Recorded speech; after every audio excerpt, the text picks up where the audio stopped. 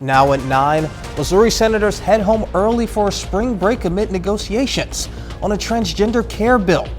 Plus, the Coffeyville, Kansas Union of Firefighters is looking for answers following the recent termination of their fire chief.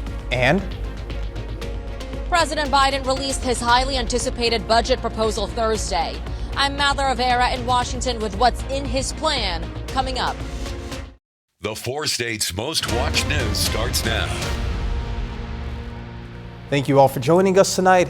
I'm Jalen Banks. The city of Coffeyville, Kansas recently terminated its fire chief, Kenny Ward. KOAM's Amber Jenkins spoke to the local fire union about the unexpected termination.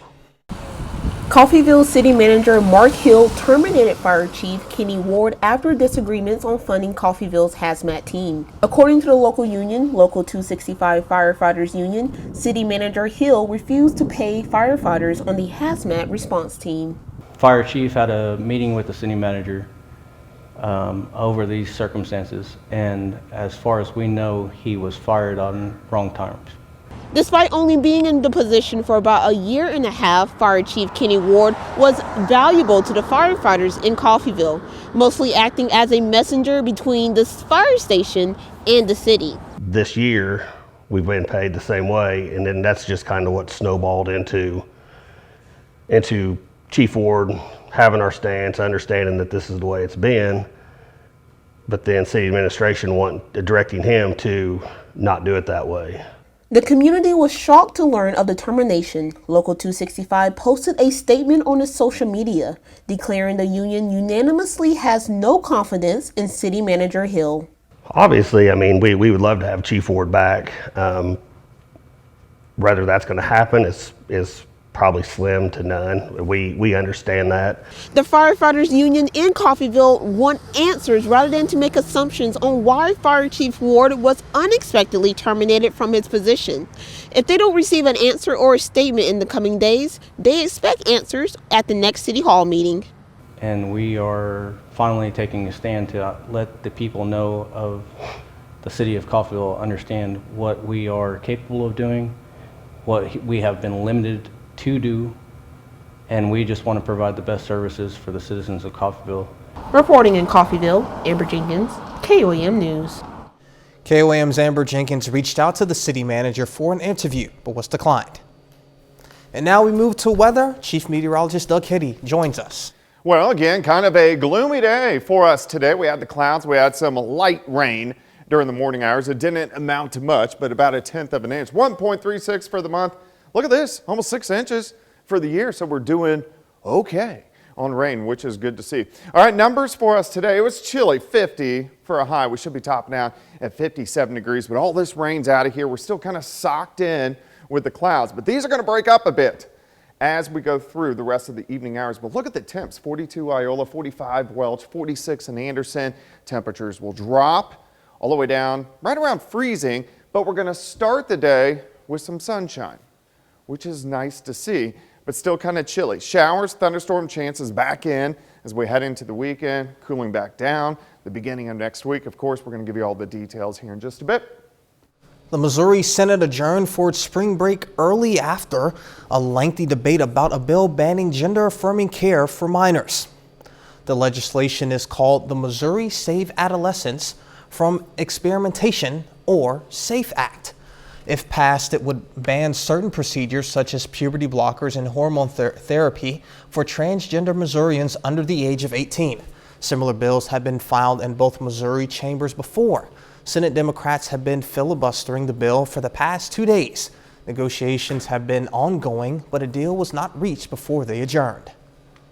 The Carthage Public Library will temporarily close beginning Monday as crews finish installation of a new HVAC system. The library expects the closure to last 3 or 4 days. The book drop will also be closed. There will be no fines for overdue materials during that time. The president released his budget today with a price tag of nearly $7 trillion. It hikes taxes on top earners and is chock full of Democrat priorities. The president thinks it has a chance if passing Congress, but a Republican says it's dead on arrival. Fox News correspondent Madeline Rivera reports from Washington. President Biden thinks his budget is right on the money. In Philadelphia, to an audience of union workers, the president rolled out his plan to shave $3 trillion off the deficit. My budget reflects what we can do to lift the burden on hardworking Americans. He's proposing tax increases on the wealthy, like a so-called billionaire's tax and a higher corporate tax rate. Plus, Americans making more than $400,000 will pay more to keep Medicare solvent for another 25 years. But it could have a ripple effect. All of these tax increases are going to put a huge hole in the economy. The president also wants federal workers to get a raise, the largest in decades, and an increase to defense, including additional support for Ukraine. His budget lays out many priorities, from cutting childcare costs to college affordability, a blueprint for a 2024 re-election campaign if he decides to run. Lots of things in Biden's budget are non-starters for Republicans. It's President Biden's first budget to a divided Congress. His plan will likely not pass, but it is an opening to spending talks with Republicans. I'm ready to meet with the Speaker anytime, tomorrow, if he has his budget. While GOP lawmakers don't have their own detailed plan, they argue out-of-control spending is the reason for high inflation. And what does this budget do? Raise more taxes, spends more money, creates probably the biggest government we've ever seen. Republicans and Democrats are trying to negotiate raising the debt limit. This summer, the government could exhaust its emergency measures and risk a default. In Washington, Mather Rivera, Fox News. Senate Republican leader Mitch McConnell is in the hospital after suffering a fall. A spokesperson says he tripped at a hotel during a private dinner. He's receiving treatment for a concussion. McConnell's office says he'll remain in the hospital for a few days of observation and treatment. The Kentucky Republican is in his 7th term, and this year he became the longest-serving party leader in U.S. Senate history. Coming up, we're getting ready to bring those clocks forward, but is it safe? Our clocks are gearing up to spring ahead, but not everyone's excited. I'm Marianne Rafferty with a look at the health risks daylight saving time could pose for you. Coming up. Government leaders on Capitol Hill are deciding whether to make daylight savings time a permanent year-round operation. But as lawmakers weigh the pros and cons, medical professionals say the time change poses several health risks you should be aware of. Fox News correspondent Marianne Rafferty reports. Sunday, people across the country, except in Arizona and Hawaii, the only states not observing daylight saving time, will turn their clocks an hour ahead. I wish we could just have one time. But regardless of if you're for or against it, the CDC says daylight saving time can pose several health complications, citing how the disturbance to our sleep pattern can increase our risk for heart attacks, negative mood swings, and even instances of deadly car accidents. We're doing things and getting light inputs at times that are at a mismatch for our biological systems. The CDC also says it takes the average person about a week to adjust to the time change. But for young kids and teenagers, it's harder to get into the swing of things. They have a higher need for sleep than adults do. If we did away with that, kids would be getting tired at a time that makes a lot more sense. They would be more ready to wake up. Adolescents have a natural biological delay in their circadian rhythm. They naturally become night owls. Their natural biology says you should be staying up later, you should be sleeping in later. And so daylight saving time just pulls that in the exact opposite direction. On the other hand, some supporters say an extra hour of light at the end of the day could help tackle obesity and diabetes by allowing Americans to explore the outdoors while reducing stress, blood pressure, and the risks of heart disease and stroke. To help reduce the impacts of daylight saving time, the CDC recommends people go to bed 15 minutes earlier each night leading up to the change. Marianne Rafferty, Fox News. According to the CDC, about 1 in 8 women will develop breast cancer in her life. Now the FDA is updating its regulations surrounding mammograms. One of the key challenges will require mammography facilities to notify patients about their breast density. Dense breast tissue, which is composed of more fibroglandular than fatty tissue, is a normal and common finding in about half of women undergoing mammograms. The FDA says these new regulations will help doctors better assess and categorize mammograms. And Doug joins us once again with a complete look at the forecast and later. The Kansas Jayhawks take on West Virginia in the Big 12 tournament quarterfinals. We'll have the highlights.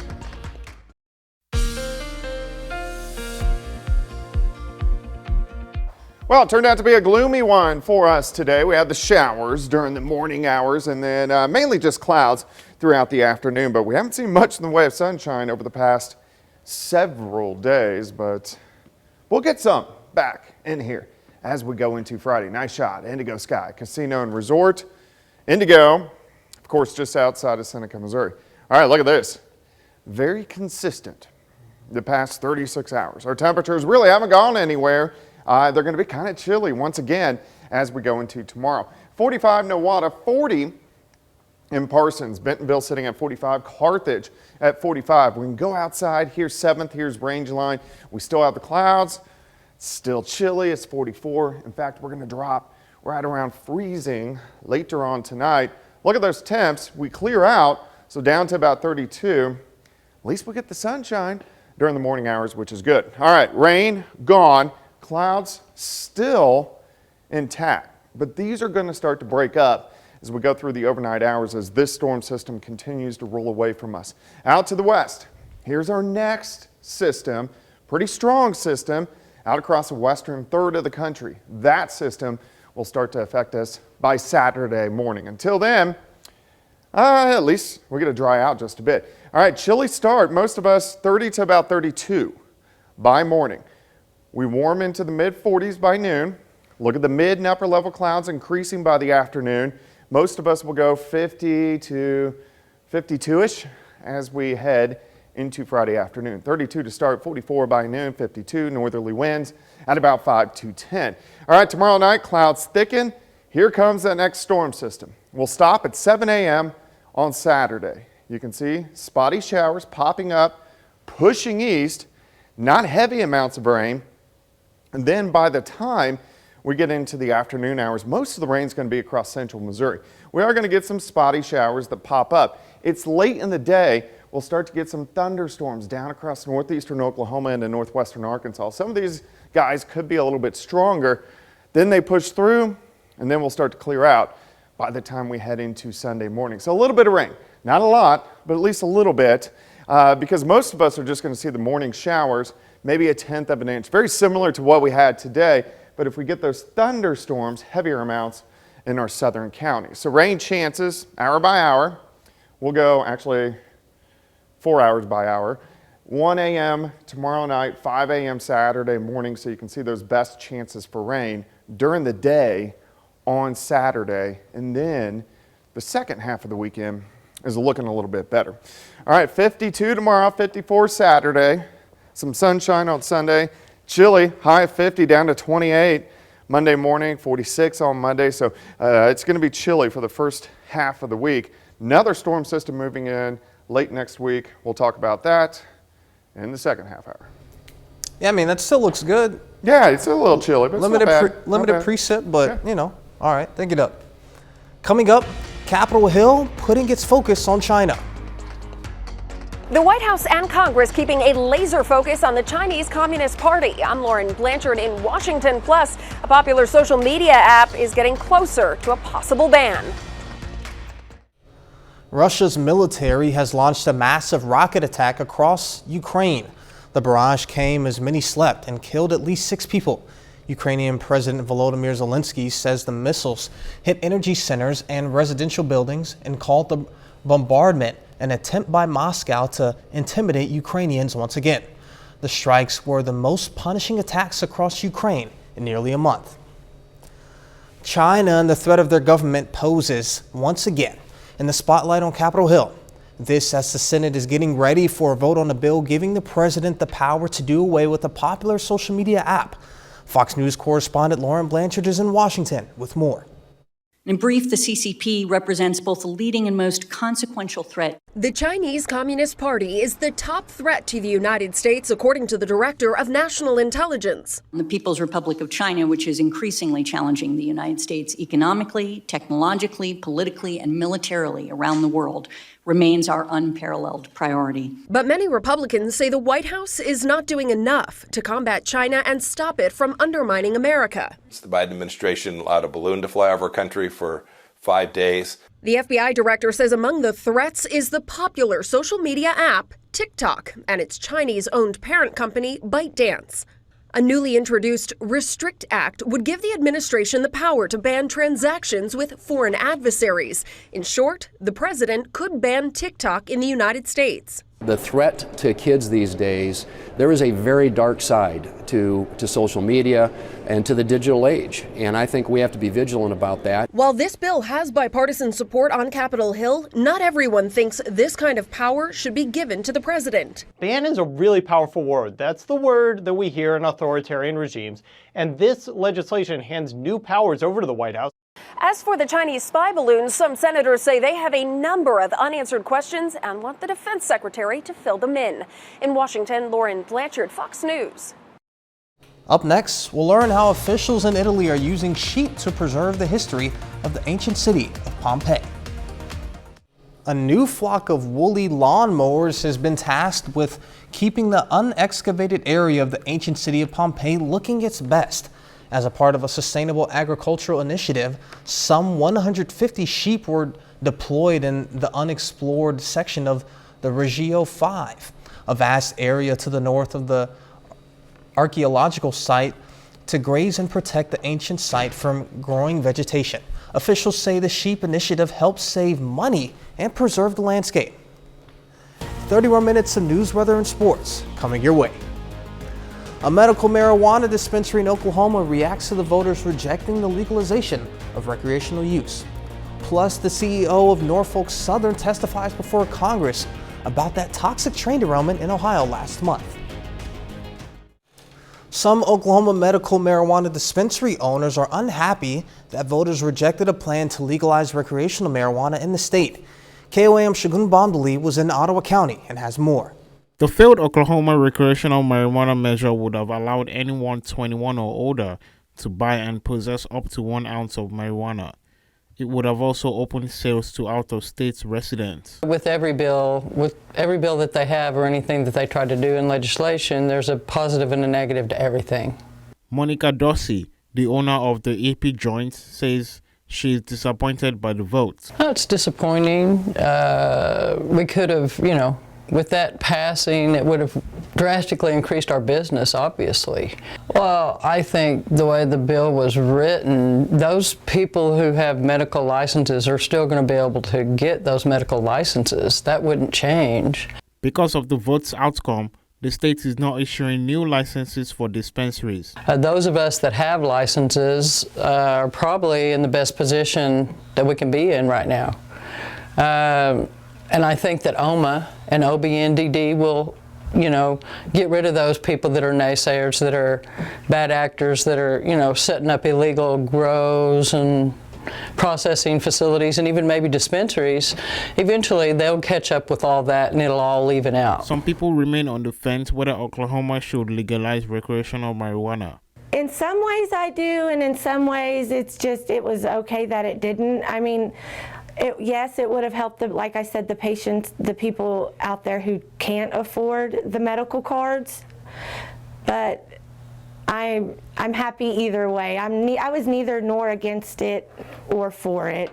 In Ottawa County, Shagun Bamdele, KOAM News. Oklahoma's medical marijuana program was approved in 2018. Missouri Southern today hosted an art exhibit from a ceramic sculptor. At an event today, Sarah Gross called in through Zoom to discuss her work. The exhibit is called Fruits of My Labor.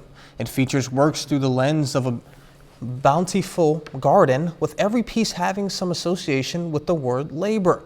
You can view the exhibit at MSSU's Spiva Gallery through March 29th. Tiger Prep Academy students at Columbian Elementary in Carthage had their annual Kids Rodeo. There were 4 rotations of activities: barrel racing on horse sticks, feeding cows, roping a calf with hula hoops, and a cowboy boot and shirt relay. KOAM's photojournalist Ty Parks visited the rodeo to get in on the fun. We set up a rodeo day, and all the Tiger Prep kids get together and we kind of simulate a rodeo, and we eat snacks together, and then we just do fun activities for the letter R.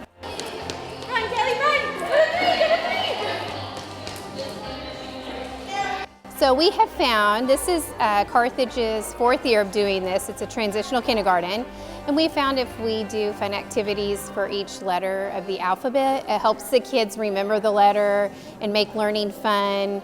I was thinking today, I've had kids from 3 years ago, and they'll say things like, remember when we did the rodeo for R? And they're in 2nd grade by now, and that they still remember the fun things we do at school. So since we're their first experience with education, we try to make it fun, let them know that school is a fun place. We do fun things to help them learn. So the kids have a blast. They love our field trips. Every time we go, they're happy, excited. It's a fun day.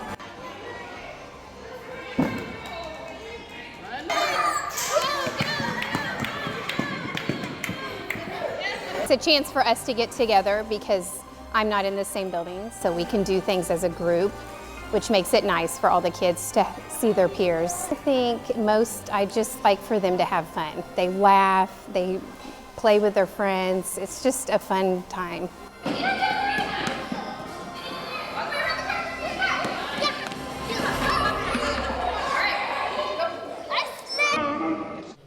And the kiddos didn't go hungry either.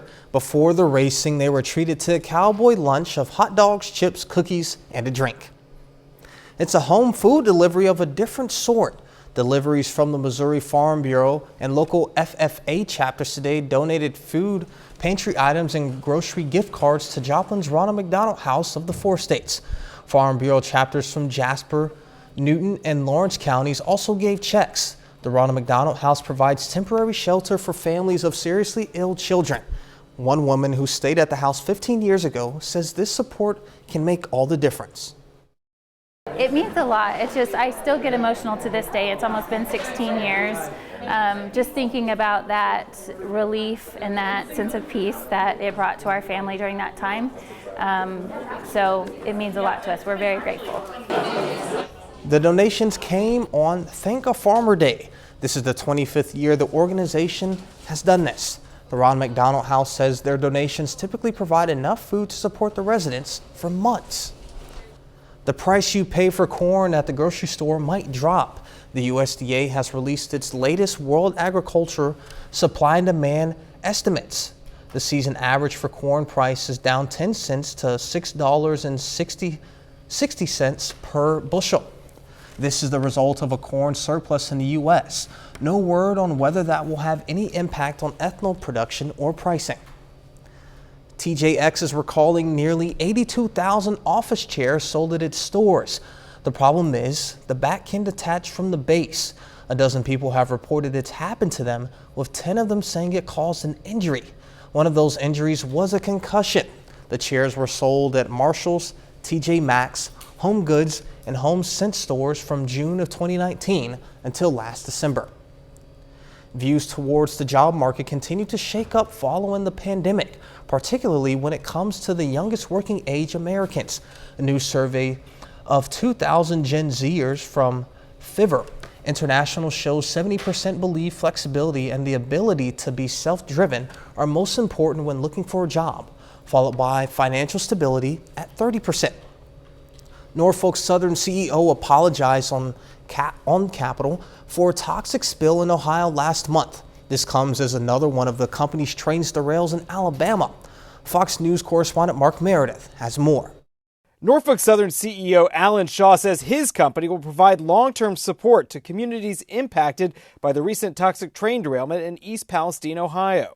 We're going to be there today, tomorrow, a year from now, 5 years from now, 10 years from now.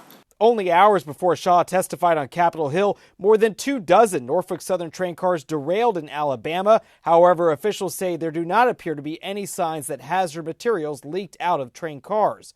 On Thursday, Shaw addressed concerns about what his company is doing to prevent future disasters. Shortly after the derailment, I instructed my team to look at steps we could take to improve safety immediately. After February's Ohio derailment, crews released toxic chemicals into the air from several tanker cars. Some lawmakers fear this could lead to long-term health problems for Ohio residents. EPA officials testified they continue to monitor soil and groundwater for contamination. EPA monitors have not detected any volatile organic compounds above levels of health concerns. But some senators say not enough is being done to protect the Ohio-Pennsylvania communities impacted by the crash. As we speak, there are piles of dirt accumulating in East Palestine, piles of dirt filled with toxic chemicals that haven't been moved out of the state in a week. What happens if it rains? Norfolk Southern says it's ready to spend $20 million to help with cleanup efforts, but legal experts say the final price tag with lawsuits may go much higher. On Capitol Hill, Mark Meredith, Fox News. A bit later, an updated plan to combat a growing problem. The last time the federal government set a cybersecurity policy, nobody knew what a Bitcoin was. I'm Eben Brown in Miami. I'll have that story straight ahead.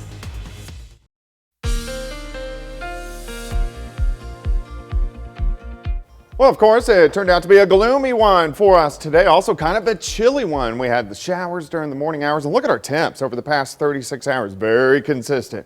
Mainly upper 40s to lower 50s. And it's going to get kind of cold for us tonight. We're already lower 40s, mid 40s in our southern counties. But once these clouds break a bit, we're going to back down. It's going to get kind of cold. 44 calm winds. May get a little bit of patchy fog after midnight, so we'll watch out for that. But through the overnight hours, we'll start to clear out. We'll drop back right around freezing by morning, but at least we're starting the day with some sunshine, which is good news. All right, we got the rain out of here. Still out the clouds, but this system is gone. We get a little bit of a break, and then here comes our next storm system, which is starting to build in. That will start to affect us for the first half of the weekend, unfortunately, but we are going to get another system in here. All right, let's go through time. When you wake up, here's 7 a.m. If you're getting up that early, I'll be asleep. Temperatures 30 to about 32 degrees, so it will be a cold start.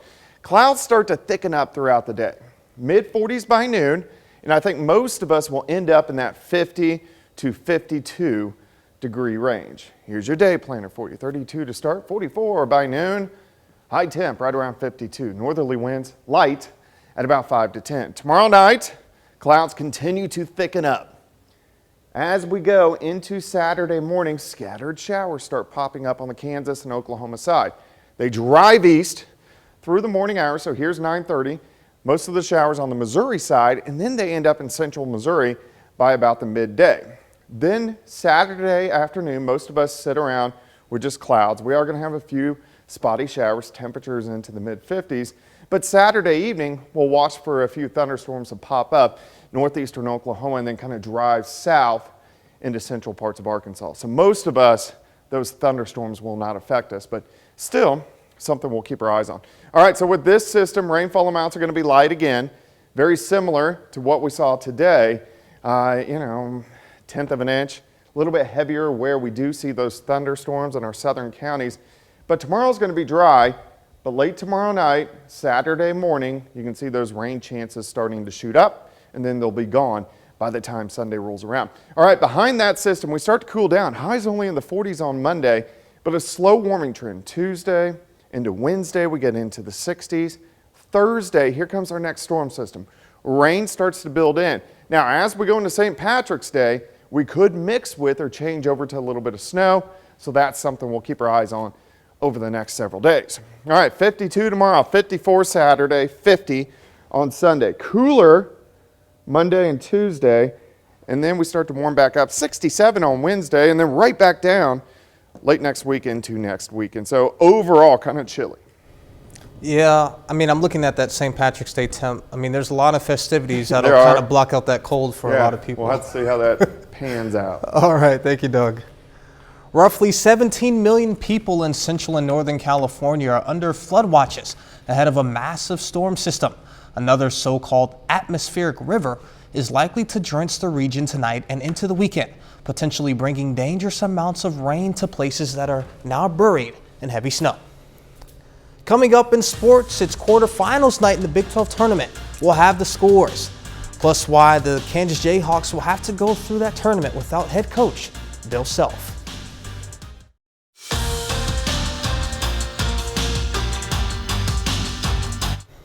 The Kansas Jayhawks were without their head coach for their Big 12 tournament game today against West Virginia. Bill Self missed the game today because he was in the hospital with what the school says is an undisclosed illness. The news was announced about 5 hours before tip-off. There had been reports Self had suffered a heart attack, but a chief medical officer at KU Health System said he did not suffer one. There is no word yet on when Self might be back. Today, assistant Norm Roberts served as the acting coach, a role he filled earlier in the season when Self served a school-imposed 4-game suspension. Roberts won each of those games. And putting that undefeated record to the test, Jayhawks up 2 in the first half. KJ Adams Jr. rolls to the rim for the dunk and the foul. Kansas up 4 after the missed free throw. Now later in the first, Jayhawks up 4 once again. DeJuan Harris gets the steal and lays it up in transition, plus the foul. Kansas up 7 after the 3-point play. Second half now. West Virginia's Emmett Matthews Jr. cuts to the rim for the slam. Now later in the second, Jalen Wilson drains the pull-up 3 to put Kansas up 9. Boom, right there. He was the top scorer of the game, finishing with 22 points and 11 boards. Under 7 minutes left now. Jayhawks up 12 now. DeJuan Harris throws a pass from half court to KJ Adams for the alley-oop. Adams finishing strong at the rim. And Kansas wins by 17, and they'll play Iowa State tomorrow at 6. The Texas Longhorns squared off against the Oklahoma State Cowboys, and the Longhorns won convincingly 60-47. Sir'Jabari Rice led the way with Texas with 15 points and 8 rebounds. The winner of that game will go against the winner of tonight's Kansas State and TCU game. The Horned Frogs are leading 37-32 at the half. TCU's Mike Miles Jr. leading all with 12. And over in the SEC, the Arkansas Razorbacks took on Auburn. Arkansas won a tight one, 76-73. Anthony Black was the leader scorer in the game. He had 19. The Razorbacks will go on to face 2-seed Texas A&M tomorrow at 6 as well. And that's a look at sports. We're back with more news after this.